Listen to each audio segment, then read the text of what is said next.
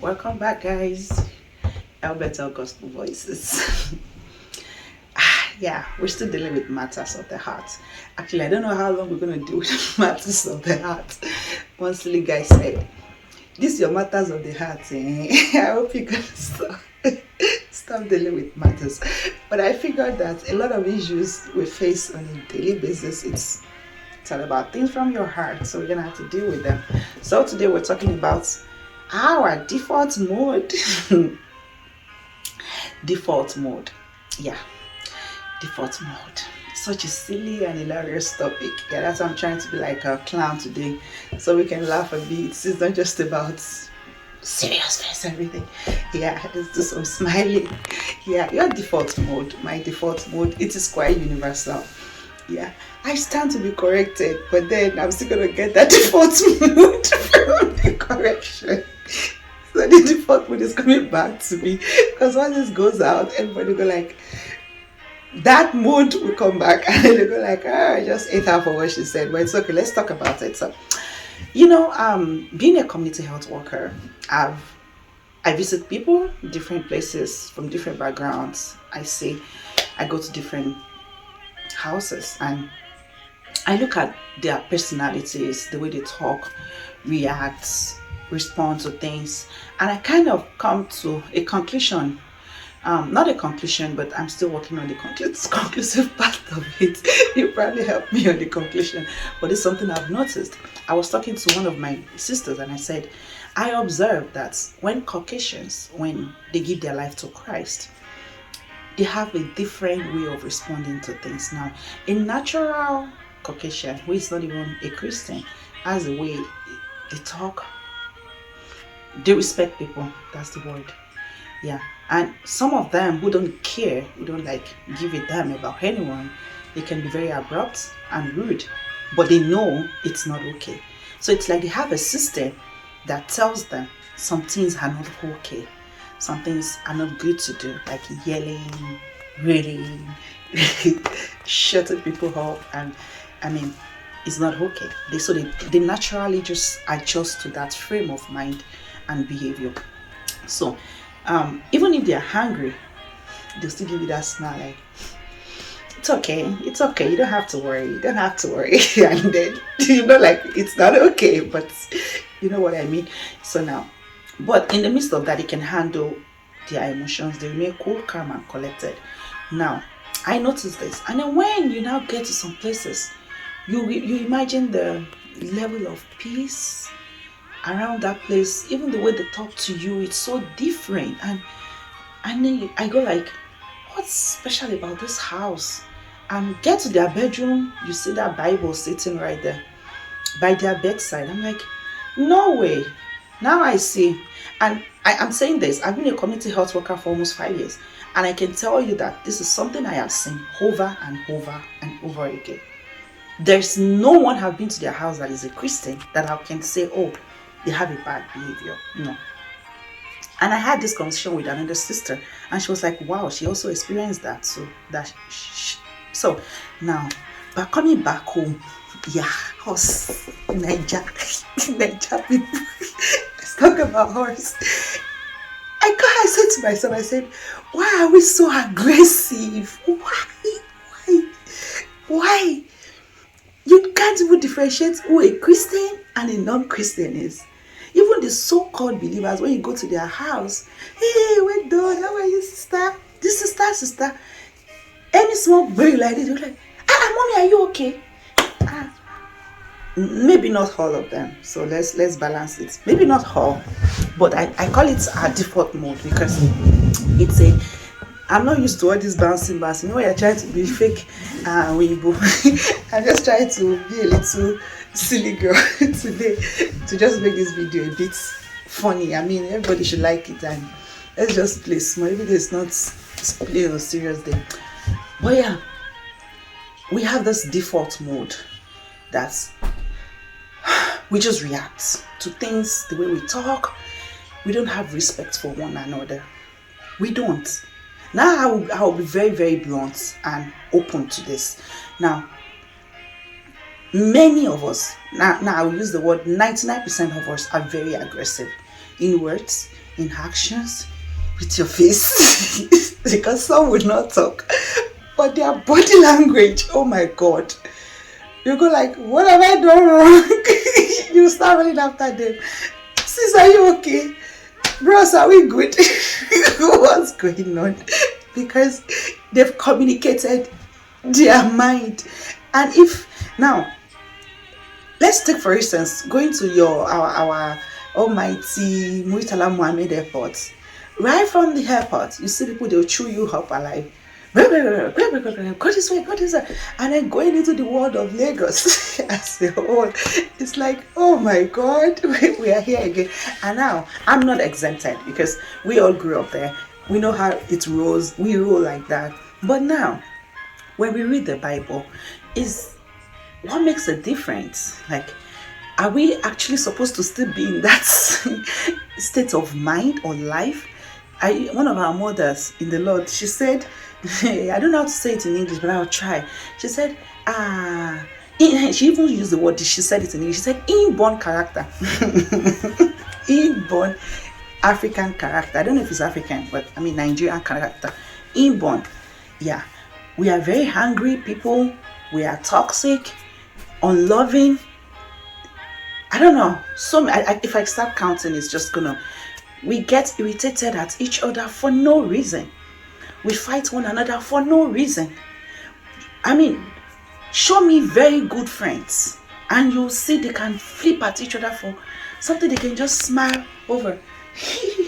And you know, sometimes I see movies, and there's this wedding party movie, and when the girl was being silly to her mom, and her mom is shouting, Dunio, Dunio, and the friends were like, stop it, girl. And you know, she's school abroad. And when you say kids who school abroad, you see the way they respond. A lot of our kids who are both in Nigeria and that are born here, you dare not yell at them. They will look at you like, are we in this world? Is this a different world? Like, you're a completely different person. Because when they go to school, all they hear is, hey sweetie, how are you? How is your night? Even when the child is being silly, like in a normal Nigerian woman, go like, shut up, stop it, you have to listen to your mother. They'll go like, hi honey, you don't have to do that. Okay, you can put that aside. Okay, darling, I'll help you fix it. Picky widows, like a child that is so enraptured with so much love. Hi honey, hi sweetheart. Now suddenly come back home, and then what the child gives to me is, oh yeah, Joseph, put that thing there. Joseph, you will not kill me. I'm being real right now. You go like, when will you guys stop making noise? What is all this? And then when they see, they're like, my mom is coming.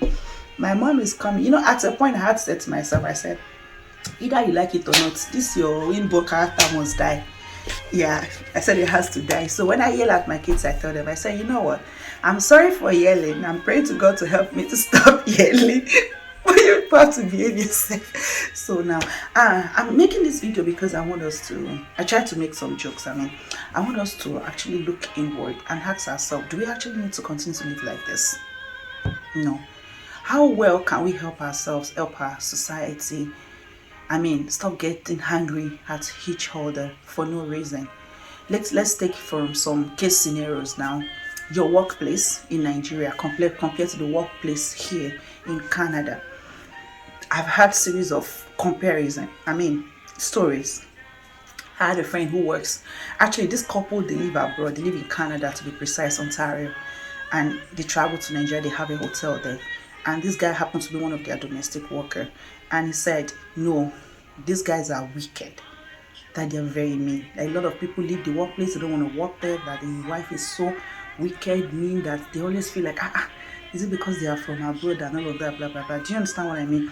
And when they come here, they can't, all those things they're doing to their staffs, they won't do it. The employers here can't do that to them. Your employers won't talk to you. They don't even have the right to yell at you. They don't have the right to speak to you rudely. My employer can't yell at me for anything. Yeah, nobody can here. You have the right to tell them stop yelling. Can you communicate rightly or you leave? Yes, so, and this is something I've seen in Nigeria. Most employers, they oppress their staffs. Most pastors, they oppress their staffs. Most people, even husbands to their wives, the way we talk, we're so rude. We get angry at each other for no reason. We get irritated, infuriated. I'm looking for grammar, especially for my educated folks. You know yourself, don't come after me. Borrow yourself those language, those grammar lines. Yeah, we are always angry. That's the word. Angry people. Why? We can't continue that way. You know, a little smile when I make you feel like, holy shalla, can you stop this? I feel like, oh yeah, I can't stop it. Let's just maybe try to be fake, and then you can come back and blend with it eventually. Yeah, so talking about the people in Nigeria, I mean, I had a case scenario of a brother who wanted to get married, who's aspiring to get married, and as he's praying, you're praying, right? You see, babe, you still like, how far now? Yeah, I don't understand you, but yeah, you pray, you see what you like, you still pray, and all of that. So this brother said he had an encounter with two sisters who actually, I'll use the word ministers of the word. Ministers of the word. He said they are sound Christian. Like when they teach, their disposition, everything is great on the outward. He said, but he find it hard to communicate with them. He find it so difficult to dialogue with them that it just seems like two different sisters with similar character, born again Christian, in quotes. Yeah, in quotes. And all they do is nag.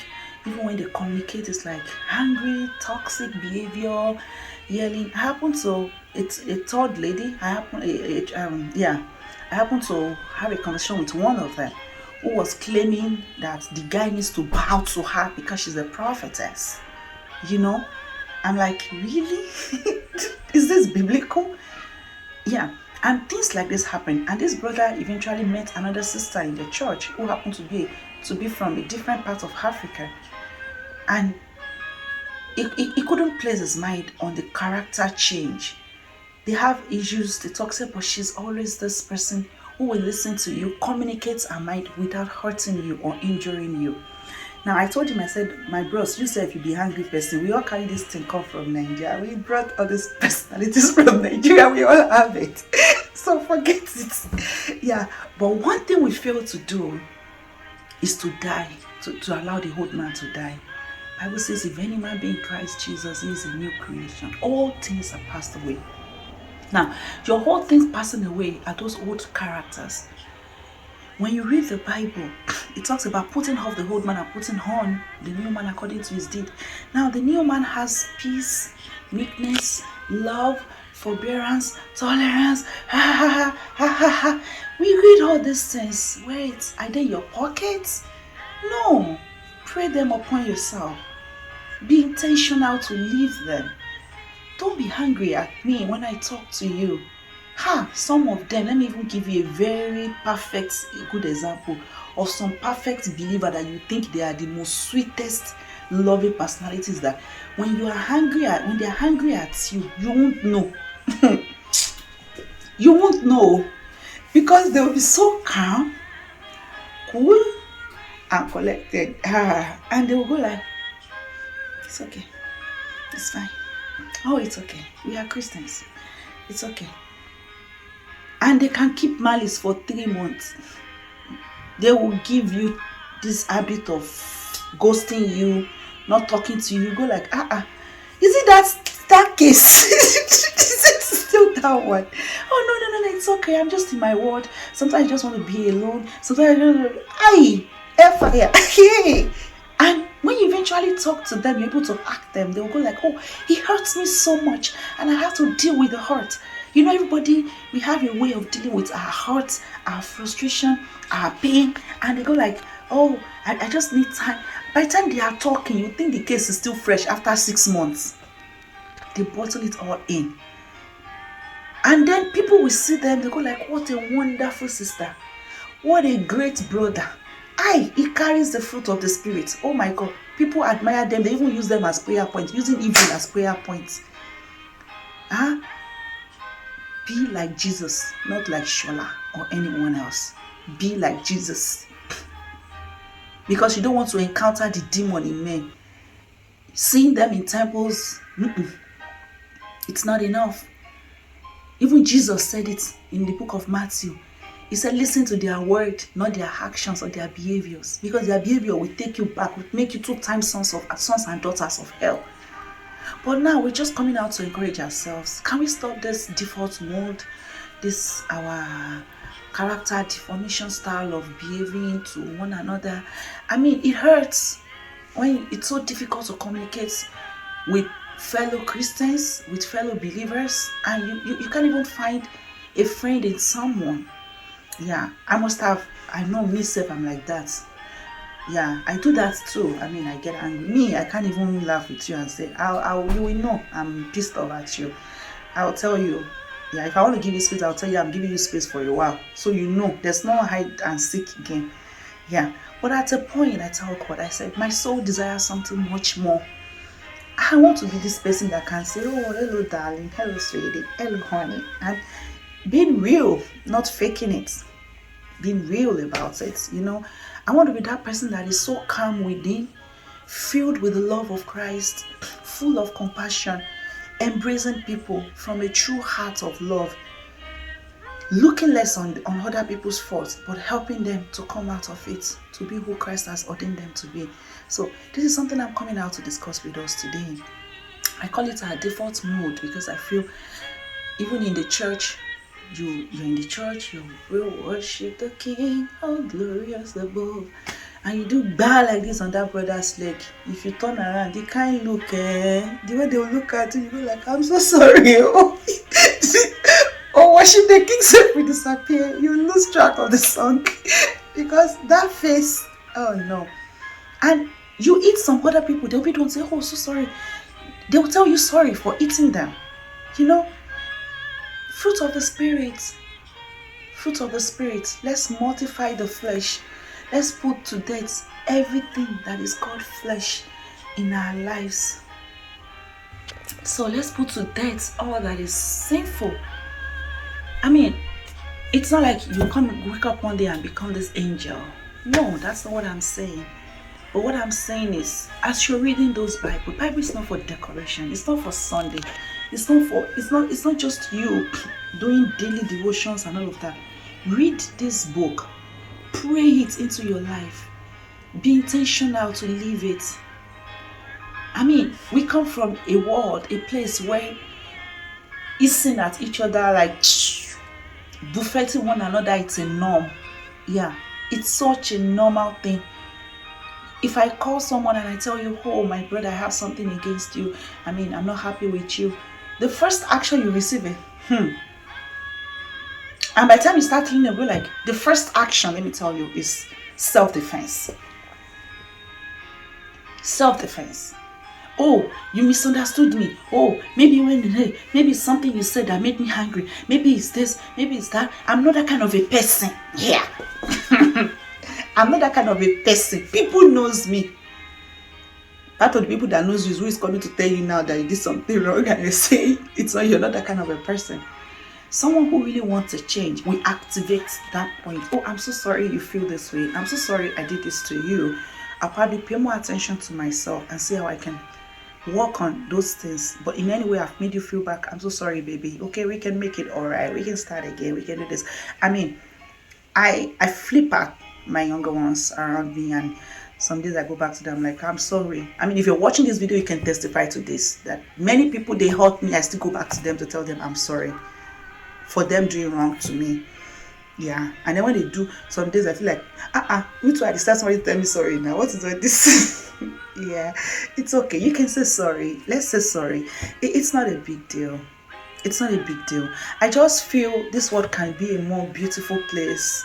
All this, I don't send you, I don't see you, I don't blah blah blah online, I'm on my own, let my happiness shock you, let my kidney come. It's devilish. Let's be honest. Christ has called us to love and to peace. Yeah. Me, If I'm not talking to you, I'm not talking to you. It doesn't mean I hate you. But I won't do anything to make anyone feel like, what is it? 6 feet. We're all going down one day. 6 feet. Let love define your heart. Let love rule over everything that is called you. Don't give room for suggestions of the devil. Let's unite back. Yeah, all those default mode. I wish I can see everybody like one by one and say, please. I was at a party and people just attacked me like that. So why? Because I have not served food. I say, hold on top of rice. What is this?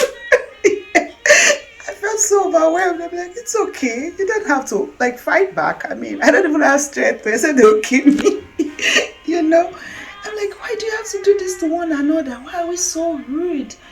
Why do we have to be so angry at each other? Like we've known, we do things that leave a long-lasting, even in the church, long-lasting impression on others that they go like, should this be happening in the church? That person saying, should this be happening in the church, also has what she is doing to other people that is making them feel miserable. Let's just stop it. Yeah. Me, I'm coming out to confess my own sin, to say like, this is what we've known, this is what we had, this is who we had, this is how we grow up. I have people saying that, this is just me, this is how we are in our family. You are a born again Christian, you belong to the family of Jesus. Let us live like one, please. Let us live like one. We'll be angry at each other in the body of Christ to the point that you want to destroy your fellow believer. You want to make sure they are brought down. Why? For what reason? What is the purpose of you and I coming together as one family? It's no longer church. It's no longer the cause of Christ. It is a personal business, personal lifestyle. We gratify the flesh. We look away from the power of God that is working in us. So I'll just beg us this morning. I have not come to talk too much. Let's stop now. I want to go. Yeah, but the truth is, let's have this in mind, that as much as we're aspiring to make heaven, we need to work on those things. Yeah, let me leave this with you. Always ask yourself, my response, how will it edify that person? Is it going to defile them? Okay, Dorcas, are you sick? Tishala just told me, am I sick? If I tell her, why would you tell me I'm sick? Is it going to edify her? No, I'm the one at fault now, right? But her response back to me, is it something that will edify me or defile me? I've defiled her already.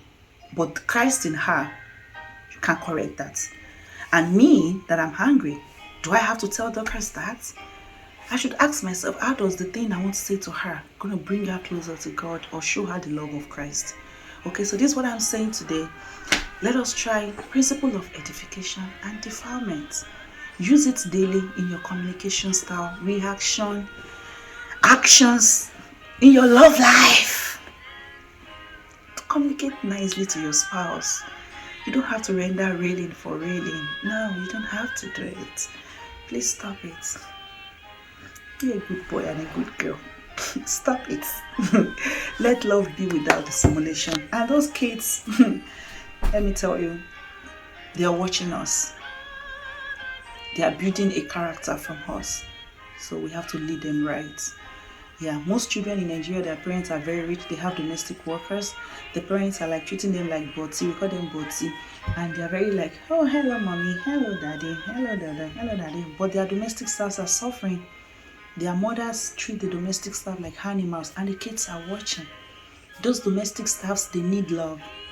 If you're a Christian, you're sending them to hell. I've had pastors who have house helps and they yell and curse their house helps. They're not going to listen to your Jesus. They'll tell you keep your Jesus in your pocket. Yeah, they won't listen to it. So let's be good daughters and sons of the kingdom and let the love of God fill our hearts. Let's live for Him in our words, actions, and let's say, quit that default mode. Kill it, kill it, kill it. I'm a child of God. I'm going to live like one because I want to make heaven. I want to go to heaven, to heaven. Yeah. Bye, guys. Have a good day. I hope to see you soon. Happy